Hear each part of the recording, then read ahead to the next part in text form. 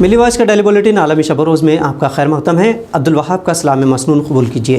ناظرین، اس بلیٹن میں جو عالم اسلام سے خبریں ہم شامل کر رہے ہیں اس کی چند سرخیاں کچھ اس طرح ہیں۔ اسرائیل سے مقبوضہ علاقوں میں یہودی بستیوں کی توسیع روکنے کا یورپی طاقتوں کا مطالبہ۔ سعودی عربیہ اور ایران کے درمیان بہتر تعلقات کے لیے بات چیت جاری، عراقی صدر نے کی تصدیق۔ نتنیاہو کی حکومت سازی میں چوتھی مرتبہ ناکامی کے بعد یائر لپید کو نئی حکومت تشکیل دینے کی دعوت۔ شام میں روسی فوجی اڈے کے قریب اسرائیل کا حملہ شامی فوج نے بنایا ناکام۔ اور کورونا وائرس کے سبب مسلسل دوسرے سال بھی غیر ملکی عازمین نہیں کر سکیں گے حج، حتمی فیصلہ ابھی بھی باقی۔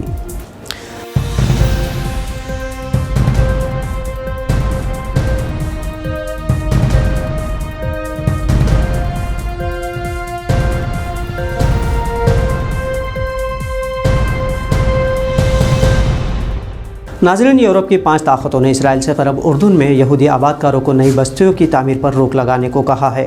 فرانس، جرمنی، اٹلی، اسپین اور برطانیہ نے ایک مشترکہ بیان میں اسرائیلی حکومت پر زور دیا ہے کہ وہ مقبوضہ مغربی کنارے میں واقع ہار ہوما ای کے علاقے میں یہودی آباد کاروں کو نہ بسائے۔ اس علاقے میں اسرائیل نے 540 یونٹوں کی تعمیر کا فیصلہ لیا ہے۔ ان یورپی ممالک نے اسرائیل کو خبردار کیا ہے کہ اسرائیل تمام مقبوضہ فلسطینی علاقوں میں یہودی بستیوں کی توسیع کی پالیسی کو منجمد کر دے، ورنہ مستقبل میں ایک قابل عمل فلسطینی ریاست کے قیام کے امکانات کو مزید نقصان پہنچے گا۔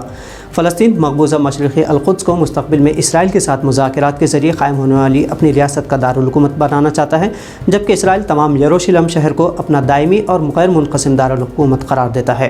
امریکہ اس شہر کو غیر قانونی طور پر صہیونی ریاست کا دارالحکومت تسلیم کر چکا ہے اور سابق صدر ڈونلڈ ٹرمپ نے امریکی سفارت خانہ تل ابیب سے القدس میں منتقل کر دیا تھا۔ سعودی عرب اور ایران کے درمیان تعلقات بہتری کے لیے بات چیت جاری ہے، جس کی تصدیق عراقی صدر برہم صالح نے کی۔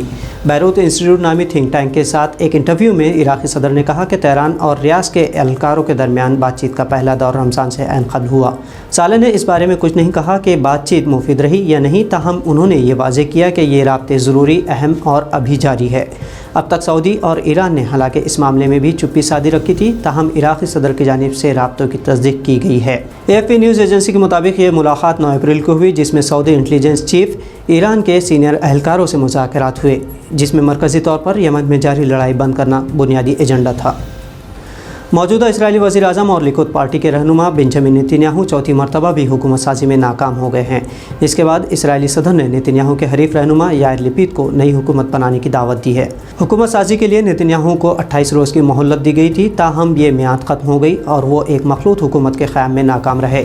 اسرائیلی صدر ریولین کا کہنا ہے کہ انہوں نے اسرائیلی پارلیمنٹ میں یعنی کینیسٹ میں تمام جماعتوں سے صلاح و مشورہ کیا ہے اور لپید کے پاس نئی حکومت بنانے کا ایک بہترین موقع ہے۔ لپید کے پاس اب دوسری جماعتوں سے صلاح و مشورہ کرنے اور نئی حکومت بنانے کے لیے 4 ہفتوں کا وقت ہے۔ آپ کو بتا دیں کہ اسرائیل میں عرب پارٹی فی الحال کنگ میکر کی حیثیت رکھتی ہیں، لیکن نتنیاہو دائیں بازو انتہا پسندوں کے دباؤ کے سبب اسلامی جماعت کا تعاون حاصل نہیں کر پا رہے ہیں۔ مالدیپ کے سابق صدر اور حالیہ اسپیکر محمد نشید جمعرات کو ایک قاتلانہ حملے میں زخمی ہو گئے۔ فرانسیسی خبر رساں ادارے AFP کے مطابق 53 سالہ نشید بم دھماکے میں بال بچ گئے۔ حالانکہ حملے میں نشید کو شدید چوٹیں آئیں، لیکن ان کی حالت خطرے سے باہر ہے۔ نشید مالدیپ میں جمہوری طور پر منتخب پہلے صدر تھے اور 2012 میں معزول کیے جانے کے بعد بطور صدر جج کو گرفتار کرنے کے حکم پر انہیں 13 سال کی قید کی سزا بھی سنائی گئی تھی۔ مالدیپ مسلم اکثریتی ملک ہے، جہاں اس سے قبل پرتگالی، سری لنکائی، برطانوی اور جمہوری اقتدار میں رہے ہیں۔ ترکی اور جرمنی کے درمیان تعلقات بحالی کی سمت میں ترک وزیر خارجہ میولوت چاوش اولو جرمنی کے دورے پر پہنچے ہیں۔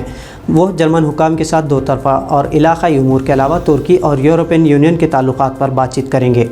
ادھر پاکستان نے بھی استحکام برقرار رکھنے کے لیے دونوں ملکوں کے درمیان اعلیٰ سطح کے تبادلوں کی ضرورت پر زور دیا ہے۔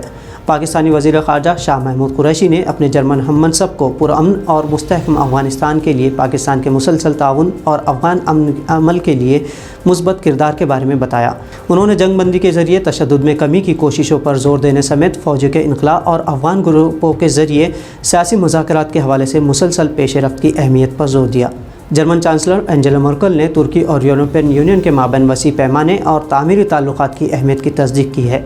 حکومت جرمنی کے ترجمان اسٹیفن سیبرت نے یاد دہانی کراتے ہوئے کہا کہ کل مرکل اور صدر رجب طیب اردوغان کے درمیان ویڈیو کال سر انجام پائی تھی۔ شام کی فضائی فوج نے بدھ کے علی صبح بحیرہ روم کے ساتھ واقع شہر العزیقہ پر داغے جانے والے کئی اسرائیلی میزائلوں کو مار گرایا۔ اس شرپسندانہ حملے میں روسی فضائی اڈے الحمیم اور شامی صدر بشار الاسد کے خاندانی علاقے کو نشانہ بنانے کی کوشش کی گئی تھی۔ شام میں انسانی حقوق کے نگراں گروپ المرصد کے مطابق کارروائی میں ملک کے وسطی عسکری ٹھکانوں پر حملے کیے گئے، جس سے زوردار دھماکوں سے علاقہ لرز کر رہ گیا۔ دوسری جانب اسرائیلی فوج نے حسب عادت کارروائی پر کوئی تبصرہ نہیں کیا۔ یاد رہے کہ گزشتہ چند برسوں کے دوران اسرائیل نے شام میں بہت سے علاقوں کو نشانہ بنایا ہے، تاہم حمیم کے روسی فوجی اڈے کے نزدیک العزیقہ کو نشانہ بنانا ایک نادر بات ہے۔ حالانکہ چند ماہ کے دوران اسرائیل نے شام کے اندر ایرانی اہداف کے خلاف حملوں کی کارروائیاں تیز کر دی ہیں۔ مغربی انٹیلیجنس ذرائع کے مطابق ان حملوں میں بنیادی طور پر ہتھیاروں سے متعلق تحقیقی مراکز، گولہ بارود کے گوداموں اور لبنان سے شام میزائلوں کے واسطے عسکری قافلوں کو نشانہ بنایا جا رہا ہے۔